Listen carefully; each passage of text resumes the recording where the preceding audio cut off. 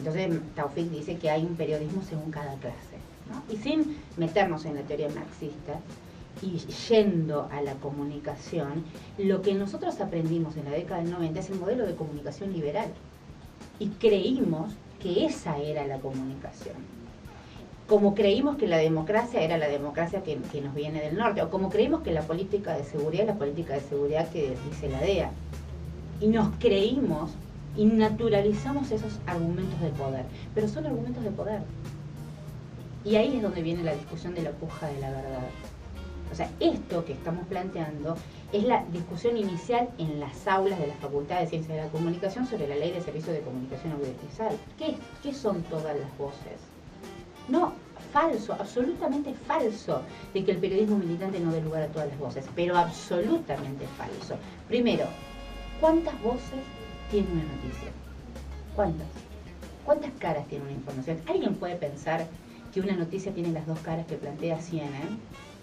Que se someten a los criterios de pluralidad para generar una sensación en una opinión pública o construir un público que los mire de manera plural. Pensemos en esto, ¿cuántas caras tiene una información? ¿Cuántas noticias entran en una agencia de redacción por día? ¿Cuánta información te llega a vos para pensar en este programa que estás planteando? ¿Y quién dice que se pone en tapa? ¿No hay un criterio subjetivo ahí? O sea, ningún analista serio de medios hoy puede plantear que existe el periodismo objetivo. Mentira, chicos. El periodismo objetivo no existe. Lo que existe son los hechos objetivos. Los hechos sí son objetivos. Pero nosotros construimos la comunicación que queremos decir. Yo elijo las palabras para responderte. Vos me elegiste a mí para esta entrevista. Te levantaste con la idea de la información que querías poner al aire.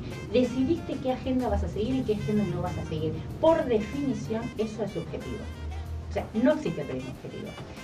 Sobre el planteo de la pluralidad de voces y que el periodismo militante, ahí hay todo un concepto que volvemos a ese concepto de lo peyorativo en la militancia.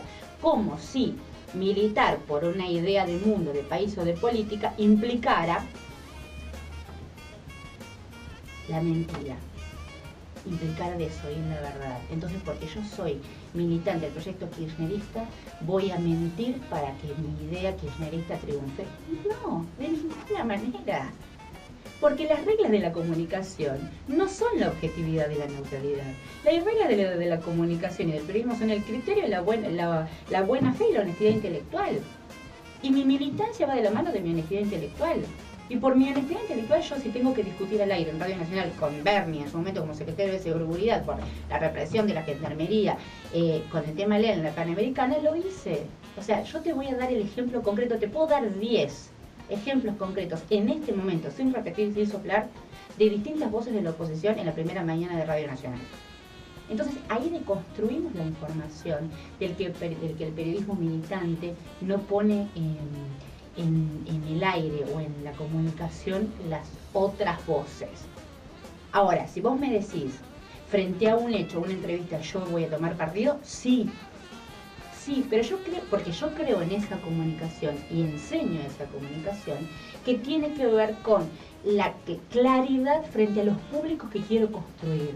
Yo creo que los periodistas y los comunicadores tenemos la responsabilidad de reconstruir los públicos que nos están escuchando. ¿Qué garantía de verdad, qué mejor garantía de verdad puede tener el receptor de esta emisión si sabe desde qué lugar les está hablando alguien al micrófono? ¿O acaso vos y yo no sabemos los intereses que hay detrás de cada periodista cuando habla a tu micrófono? Ahora, si ese interlocutor sabe qué postura política tengo yo, a quién voto, qué pienso del mundo, dónde estoy parada y cuál es mi percepción sobre la verdad o la puja de verdades, esa percepción es mucho más sincera y mucho más honesta. Y eso de ninguna manera le quita profesionalismo al ejercicio del periodismo. De ninguna manera. Y de verdad, para los amigos y amigas que me están escuchando, el periodismo objetivo no existe, es mentira, te están mintiendo. Un par de preguntas de detrás de escena vinculadas con 678, y tomo 678 como referencia porque lo dije antes, es un emblema del periodismo de estos tiempos, y porque en el interior es un programa que llega y se ve mucho, ¿no? ¿Hay alguien a quien que no haya querido, que hayan invitado insistentemente y no haya querido ir nunca? ¿O alguien que se hayan planteado intentar no llevar? Eso ya casi lo contestaste la segunda. Mira, yo no soy vocera de 678, y esto es importante que te lo diga, porque de verdad no lo soy. Porque 678 como decimos, yo coincido que es un símbolo de un tipo de comunicación, que puso en discusión la discusión sobre los medios de comunicación en Argentina. Dicho esto, lo que te voy a contestar es a modo personal. Se invitó muchísima gente que nunca quiso venir. Y a veces uno lo comprende, porque pagar el costo político de elegir el lugar donde vos querés estar para la comunicación dominante muchas veces es lapidario. Entonces, mucha gente que no quiso venir a 678 no vino por no pagar el costo político del periodismo independiente. El costo político que el supuesto periodismo independiente le iba a hacer pagar a esa persona por venir a 678. Pero 678 no solo invitó a un montón de gente de la oposición, si a eso te referís siempre, sino que de hecho se hicieron debates en 678. Una de las críticas fuertes que se ha hecho de algunos sectores de la oposición a los panelistas de 678 está vinculado con los salarios. Porque dicen, bueno, defienden al gobierno y cobran guita que es del Estado, que es nuestra, que es de todos. Y me gustaría que esa plata la reciben los salarios vienen de una productora, son del Estado, dicen cuánto ganan, no lo dicen, no tienen por qué decirlo. ¿Vos decís cuánto ganás? Pero a mí no me paga el Estado. A mí tampoco. En Radio Nacional sí. Pero 678 yo tengo un contrato con PPT, que es una productora privada, que ahora se vendió. Ahora es de Cristóbal López. O sea, y esto yo lo discutí con Jorge Lanata porque aparte es muy fácil. A ver, todos nos damos cuenta que la chicana sobre cuánto cobras es una chicana fácil. O sea, yo me río de eso. A mí no me ofende. A mí no me ofende. De verdad me río. Porque, claro, o sea, el que conoce cómo vivo y cómo es mi vida sabe perfectamente, y hasta en mesa con amigos decimos, che, el asado lo pago yo con la gasa de los hospitales. O sea, es una risa. Pero bueno, yendo a este punto, a mí no me paga el Estado. 678 es un programa que le da ganancia a la televisión pública, y eso es lo que mucha gente tal vez no sabe o no quiera, o la comunicación dominante no diga cuando habla de 678. 678 es un programa exitoso.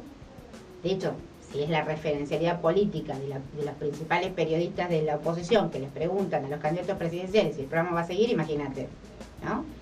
Es un programa exitoso de la televisión pública que lo produce una productora privada, y los contratos de los panelistas son con esa productora. O sea, y esto es dato duro de la realidad. Acá esto es objetivo. Cuando ves que la diferencia, los hechos sí son objetivos. El dato duro y objetivo es que mi contrato es con PPT. Le pregunto al productor, tengo tiempo, un par de preguntas más con Cintia García. En estas horas hubo unas denuncias de espionaje de las diputadas Alonso y Bullrich, supuestamente presunto espionaje del ejército a distintos políticos y periodistas. ¿Qué sabes al respecto? ¿Cuál es tu opinión?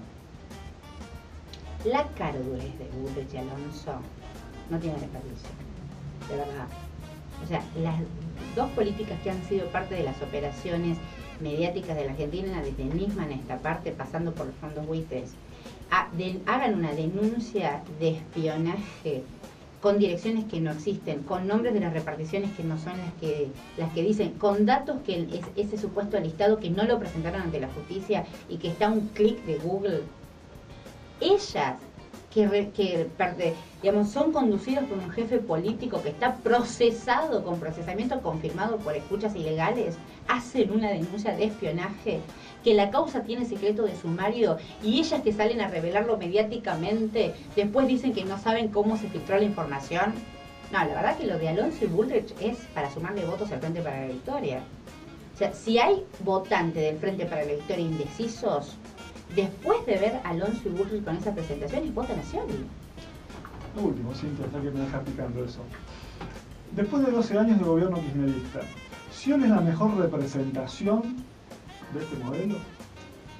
Yo creo que la fórmula Scioli-Zanini es la síntesis posible de un periodo inédito en la historia argentina, de una conducción de la talla de Néstor y de Cristina que va a pasar a la historia, con el tiempo estadístico, y esto también es dato objetivo, de bienestar más alto de la historia argentina desde que hay estadísticas.